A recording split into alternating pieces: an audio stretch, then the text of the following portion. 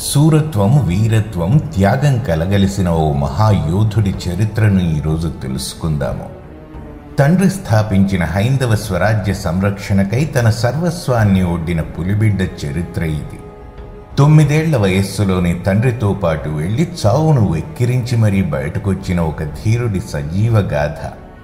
కేవలం 31 సంవత్సరాల తన జీవితకాలంలో 140కి పైగా యుద్ధాలలో పాల్గొని ఒక్క యుద్ధంలో కూడా ఓడిపోని రణధీరుడి మరపురాని చరిత్ర.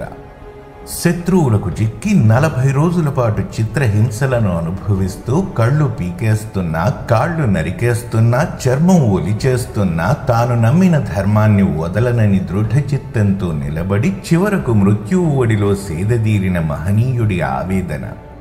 అతడి మరాఠా ముద్దుబిడ్డ, హైందవ సామ్రాజ్య రక్షణకు పునాది వేసిన ఛత్రపతి శివాజీ మహారాజ్కు పుట్టిన యువసింహం, మరాఠా సామ్రాజ్యపు 2వ ఛత్రపతి, ధర్మవీరుడు సంభాజీ మహారాజ్.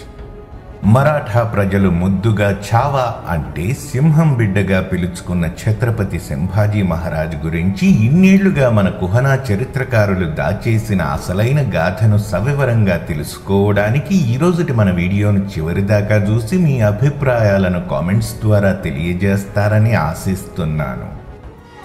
Voice of Mahidhar. చరిత్ర పుటలలో పృథ్వీరాజ్ చౌహాన్ మరణానంతరం భారతదేశంపై ఎడారి మతాల దురాక్రమణ పెచ్చుమీరింది. వీరిలో అనేక తెగలవారుండగా కేవలం మొఘల్ వంశస్థులు అత్యధిక భారత భూభాగాన్ని ఆక్రమించుకోవడమే కాకుండా సుదీర్ఘకాలం పాటు పాలించారు.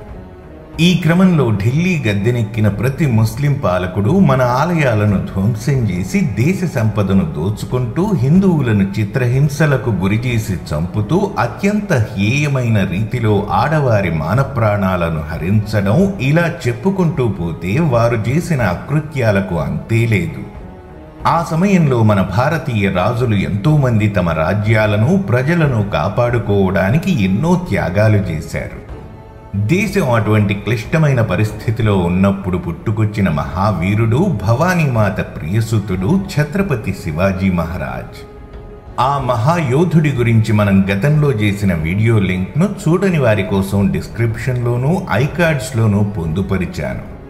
తన చుట్టూ ఉన్న సామాన్యులనే తన సైన్యంగా ఎంచుకుని అప్పటి వరకు ఎవ్వరూ ఎరుగని గెరిల్లా యుద్ధతంత్రాన్ని తన ఆయుధంగా మార్చుకుని హైందవ స్వరాజ్య స్థాపనకు మరాఠా గడ్డపై శంఖారావం పూరించిన యుగ పురుషుడు ఛత్రపతి శివాజీ మహారాజ్.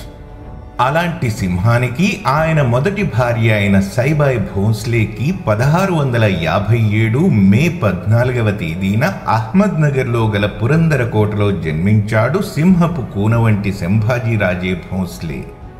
అయితే ఆయన పుట్టిన 2 ఏళ్లకే తల్లి సైబాయ్ భోంస్లే చనిపోవడంతో శివాజీ మహారాజ్ తల్లి అయిన జిజియాబాయి దగ్గరే పెరిగాడు. బహుశా ఇదే కారణం చేత సంభాజీ కూడా శివాజీ మహారాజ్ అంతటి యోధుడై ఉండవచ్చని చరిత్రకారులు అంటున్నారు. సంభాజీకి చావు భయం లేదని చెప్పడానికి తన 9 ఏళ్ల వయస్సులో జరిగిన ఓ సంఘటన గురించి చరిత్రకారులు విశేషంగా చెబుతారు. పురందర యుద్ధ సమయంలో ఔరంగజేబ్ తొత్తుగా పనిచేస్తున్న రాజా జయసింగ్ ఆధ్వర్యంలో ఒక మహాసేనను శివాజీపైకి పంపించారు. కొద్ది రోజుల పాటు పోరాటం చేసిన ఛత్రపతి యుద్ధం కంటే సంధి మంచిదని భావించి జయసింగ్ని మధ్యవర్తిగా పెట్టి ఔరంగజేబ్తో ఒక ఒప్పందం కుదుర్చుకున్నాడు. అందులో భాగంగా శివాజీ మహారాజ్ ఆగ్రా కోటకు వెళుతూ కాబోయే రాజుకు రాజకీయాలపై పూర్తి అవగాహన ఉండాలనే తలంపుతో 9 ఏళ్ల సంభాజీని కూడా వెంటబెట్టుకుని వెళ్లడం జరిగింది. అయితే వెన్నుపోటు నైజం నరనరాన నిండి ఉన్న ఔరంగజేబ్ తన కుక్క బుద్ధిని ప్రదర్శించాడు.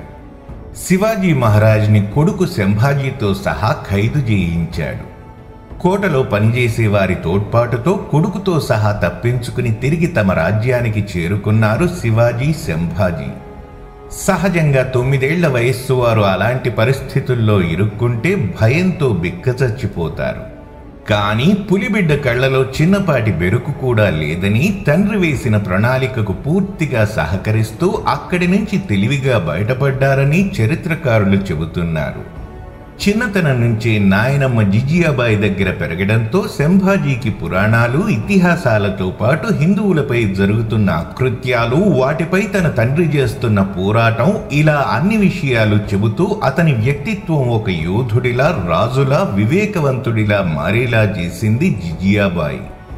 అంతేకాదు, ఎంతో మంది గురువుల దగ్గర గణితం, రాజకీయం, భాష, యుద్ధ విద్యలు, యుద్ధ తంత్రాల వంటి ఎన్నో విషయాలలో శిక్షణ తీసుకున్నాడు. అతడి వీరత్వం ఎంతటిదంటే కేవలం 16 ఏళ్ల వయస్సులోనే మొదటి యుద్ధంలో పాల్గొని తిరుగులేని విజయాన్ని సొంతం చేసుకున్నాడు. సంభాజీ మహారాజ్ యొక్క 27 ఏళ్ల యుద్ధ ప్రయాణంలో ఆయన కేవలం మొఘలులు, దక్కన్ నవాబులు, బీజాపూర్ సుల్తాన్లనే కాకుండా ఆనాడు హిందువులపై దౌర్జన్యాలు చేస్తూ, హిందూ ఆలయాలను నాశనం చేస్తూ, బలవంతంగా మతమార్పిడులు చేస్తున్న పోర్చుగీస్ వారిని కూడా సప్త సముద్రాల నీరు తాగించాడు. ఆ విధంగా కొంకణ ప్రాంతాన్ని, గోవా నగరాన్ని కూడా మరాఠా సామ్రాజ్యంలో కలిపేసిన ధీరుడు సంభాజీ మహారాజ్. ఇక ఈ పులిబిడ్డ కేవలం రణధీరుడే కాకుండా భాషా పండితుడు, కళా పిపాసి కూడా అని చరిత్ర చెబుతోంది. ఆయన మరాఠా, సంస్కృతంతో పాటు 15 భాషలలో ప్రావీణ్యం పొందాడు. వాటిలో తెలుగు కూడా ఉండటం విశేషం. సంభాజీ కేవలం 14 ఏళ్ల వయస్సులోనే సంస్కృతంలో బుద్భూషణ్ అనే పుస్తకాన్ని రచించారు. అంతేకాదు, మరాఠాకి, హిందీకి దగ్గర పోలికలుండే బ్రజ్ భాషలో నక్సిక్, నాయికా భేద్, సాత్ శతక్ అనే పుస్తకాలను కూడా వ్రాశారు. అంత చిన్న వయస్సులో 4 పుస్తకాలను రాయడం అంటే ఆయన విద్వత్తు ఎంతటిదో అర్థం చేసుకోవచ్చు. ఇక 17 ఏళ్ల వయస్సులో సంభాజీకి జీవుబాయి అనే కన్యతో వివాహం జరిగింది. ఎంతో యశస్సు కలిగిన ఆమె యశోబాయి అనే పేరుతో ప్రసిద్ధురాలు. సంభాజీ వివాహం ఛత్రపతి శివాజీ మహారాజ్కి రాజకీయంగా చాలా పెద్ద ప్రయోజనం కలిగినట్లు నిపుణులు చెబుతున్నారు. ఎందుకంటే ఆమె తండ్రి విభాజీ నాయక్ మరాఠా సామ్రాజ్యంలో ఓ ముఖ్య దళపతిగానే కాకుండా సామంతరాజుగా, కొంకణ రాజులలో అతి ముఖ్యమైన వాడిగా కూడా ఉన్నాడు. ఈ పెళ్లితో కొంకణ ప్రాంతం మొత్తం ఛత్రపతి శివాజీ చేతులలోకి వచ్చేసింది. 1680 వరకు ఛత్రపతి శివాజీ ఒక పక్క మొఘలుల ఎత్తులకు పై ఎత్తులు వేస్తూ వారిని చిత్తు చేస్తుంటే, మరోపక్క సంభాజీ తన అద్భుతమైన రణతంత్రంతో మరాఠా సామ్రాజ్య విస్తరణ చేసుకుంటూ ముందుకు సాగాడు. అయితే శివాజీ మహారాజ్ వ్యక్తిత్వం, సంభాజీ వ్యక్తిత్వం మధ్య చాలా తేడాలుండేవని, ఆ కారణంగా ఎన్నోసార్లు శివాజీ మహారాజ్ చుట్టూ ఉండే ముఖ్యమైన అనుచరులతో సంభాజీ వాగ్వాదాలు పడేవాడని చరిత్ర చెబుతోంది. దానితో శివాజీ మహారాజ్ చుట్టూ ఉండే కొంతమంది మంత్రులు, సామంతులలో కొంతమంది శివాజీ తరువాత రాజుగా సంభాజీ కంటే ఛత్రపతి 2వ భార్య అయిన సోయ్రాబాయి కుమారుడు రాజారాంను ప్రకటించాలని కుతంత్రాలు పన్నేవారు.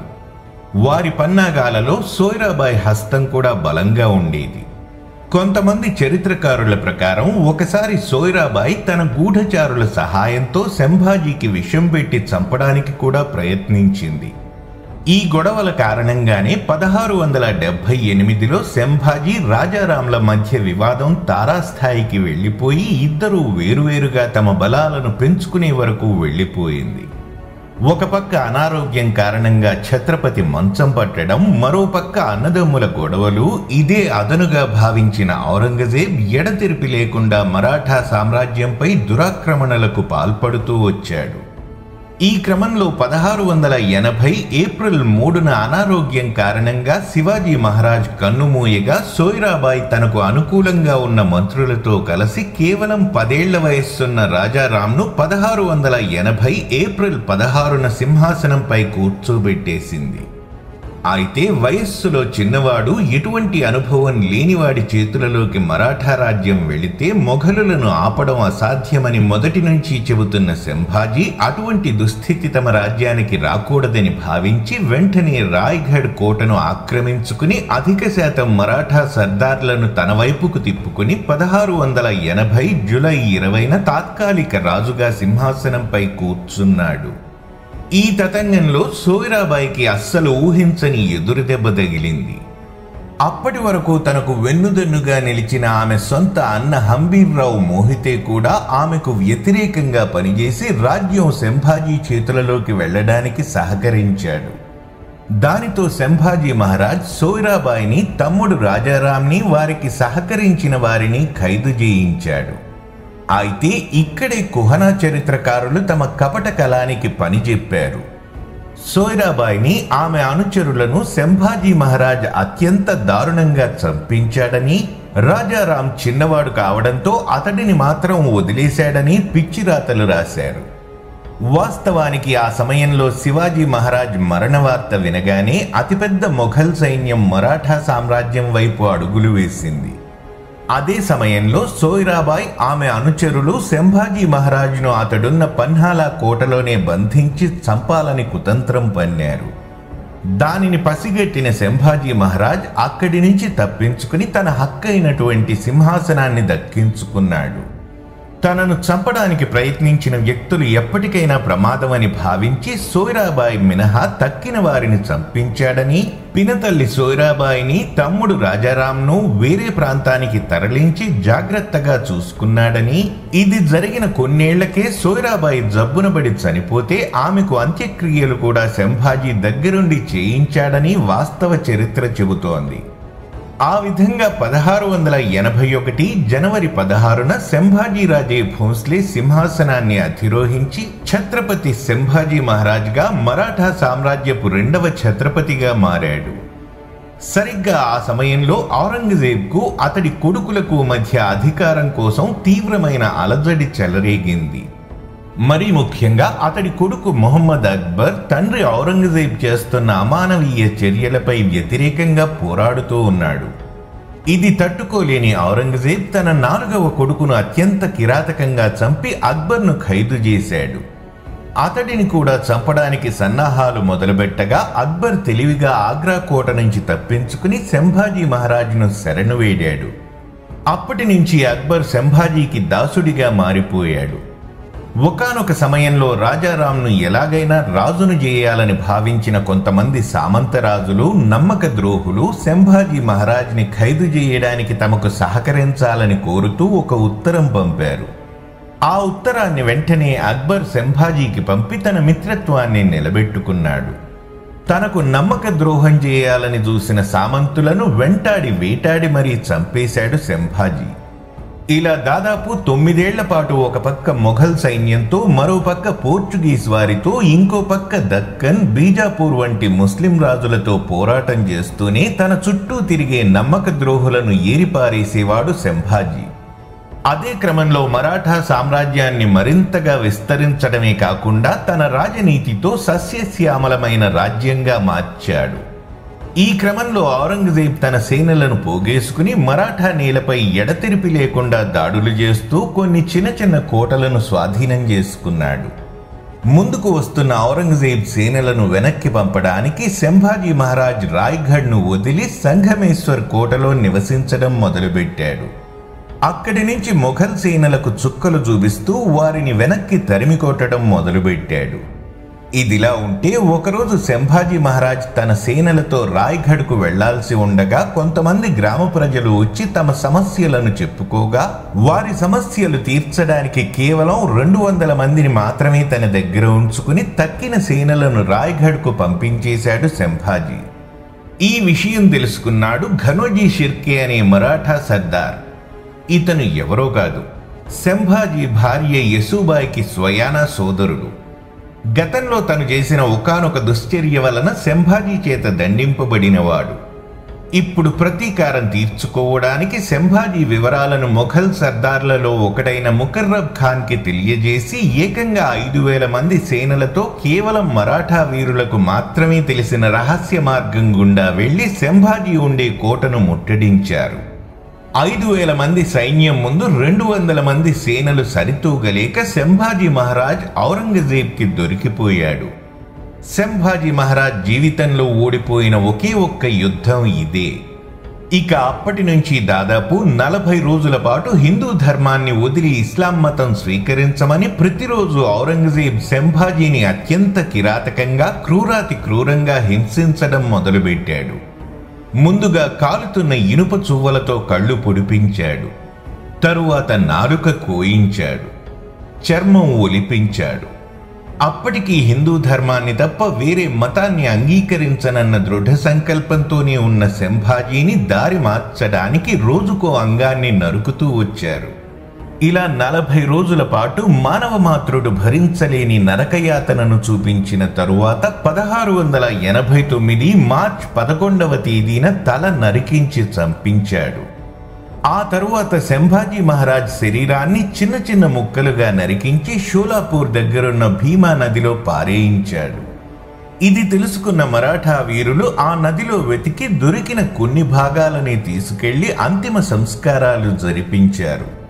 సజీవంగా ఉండగానే శరీర భాగాలు తెగిపడుతున్నా, ప్రాణం పోతున్నా హైందవ స్వరాజ్యంపై ఉన్న శ్రద్ధ, హిందుత్వంపై ఉన్న అపారమైన గౌరవం సంభాజీ మహారాజులోని ధైర్యాన్ని కించిత్తు కూడా తొణకనివ్వలేదు.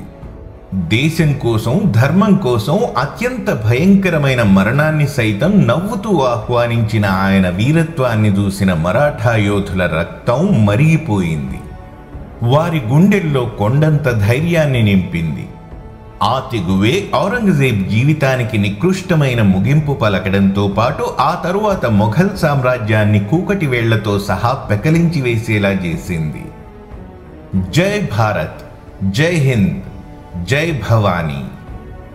మరిన్ని మంచి వీడియోలతో మళ్ళీ మీ ముందుకు వస్తాను. మరి ఆ వీడియోలు మిస్ కాకూడదనుకుంటే మన ఛానల్ను సబ్స్క్రైబ్ చేసుకోండి. అలాగే వీడియోస్ని లైక్ అండ్ షేర్ చేయడం మర్చిపోకండి. మీకు తెలుసుకోదలిచిన విషయాలను క్రింద కామెంట్ బాక్స్లో తప్పక తెలియజేయండి. వీడియో క్రింద డిస్క్రిప్షన్లో పొందుపరిచిన మన సోషల్ మీడియా లింక్స్ కూడా ఫాలో అవుతారని ఆశిస్తున్నాను.